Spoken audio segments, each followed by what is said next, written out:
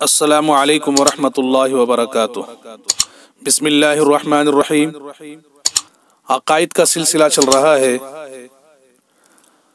عقیدے کے سلسلے میں اس وقت جو بات عرض کرنی ہے وہ یہ ہے کہ معراج کی رات میں حضور صلی اللہ علیہ وسلم نے اللہ کو دیکھا یا نہیں، اس بارے میں علماء کا اختلاف ہے۔ کل 4 جماعتیں ہیں۔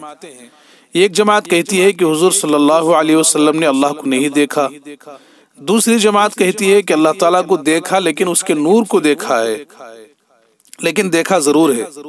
اکثر حضرات کی یہی رائے ہے۔ تیسری جماعت یہ کہتی ہے کہ اوپر سے سرسری دیکھا ہے، اللہ تعالیٰ کو بالکل دیکھ نہیں سکتے اس لیے کہ اللہ تعالیٰ کی ذات لامنتہی ہے۔ چوتھی جماعت کہتی ہے کہ اللہ تعالیٰ کو دل سے دیکھا ہے، آنکھوں سے نہیں دیکھا ہے۔ اب ہر ایک کے دلائل پیش کیے جائیں گے اسی سلسلے کے اندر۔ آج پہلی جماعت کی دلیلیں پیش کی جا رہی ہیں جو یوں کہتے ہیں کہ اللہ تعالیٰ کو آپ صلی اللہ علیہ وسلم نے نہیں دیکھا۔ دلیل میں وہ یوں پیش کرتے ہیں کہ حضرت موسیٰ علیہ السلام نے اللہ کو دیکھنے کی فرمائش کی تو اللہ تعالیٰ نے کہا کہ اس پہاڑ کو دیکھو، یعنی طور پہاڑ کو دیکھو، اگر وہ اپنی جگہ پر ٹھہر گیا تو تم مجھے دیکھ سکو گے، اور اگر وہ اپنی جگہ پر نہیں ٹھہرا تو تم دنیا میں مجھے نہیں دیکھ سکو گے۔ اللہ نے جب پہاڑ پر تجلی فرمائی تو پہاڑ ریزہ ریزہ ہو گیا اور حضرت موسیٰ علیہ السلام بے ہوش ہو گئے، جس سے معلوم ہوا کہ دنیا میں اللہ تعالیٰ کو دیکھنا ناممکن ہے، کیونکہ دنیا میں ہماری آنکھیں ایسی نہیں ہیں کہ اللہ کو دیکھ سکیں۔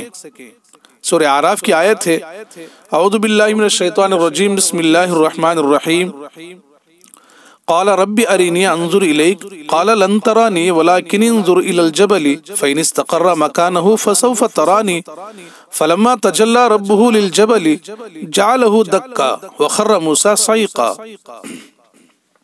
ترجمہ: میرے رب مجھے دیدار کرا دیجئے کہ میں آپ کو دیکھ لوں۔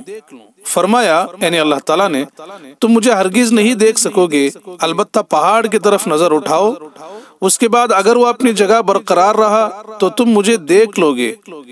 پھر جب ان کے رب نے پہاڑ پر تجلی فرمائی تو اس کو ریزہ ریزہ کر دیا اور حضرت موسیٰ علیہ السلام بے ہوش ہو کر گر پڑے۔ اس آیت میں ہے کہ حضرت موسیٰ علیہ السلام نے اللہ کو نہیں دیکھا، اس لیے دنیا میں ان آنکھوں کے ساتھ اللہ تعالیٰ کو دیکھنا ممکن نہیں ہے۔ ہاں، آخرت میں اللہ تعالیٰ کی دیدار ہو سکتی ہے، دیکھ سکتے ہیں۔ دوسری آیت ہے، بسم اللہ الرحمن الرحیم، لا تدرکہ الابصار وہو یدرک الابصار وہو اللطیف الخبیر۔ نگاہیں اللہ کو نہیں پا سکتی ہیں اور وہ تمام نگاہوں کو پا لیتا ہے، اس کی ذات بہت لطیف ہے اور وہ بہت باخبر ہے۔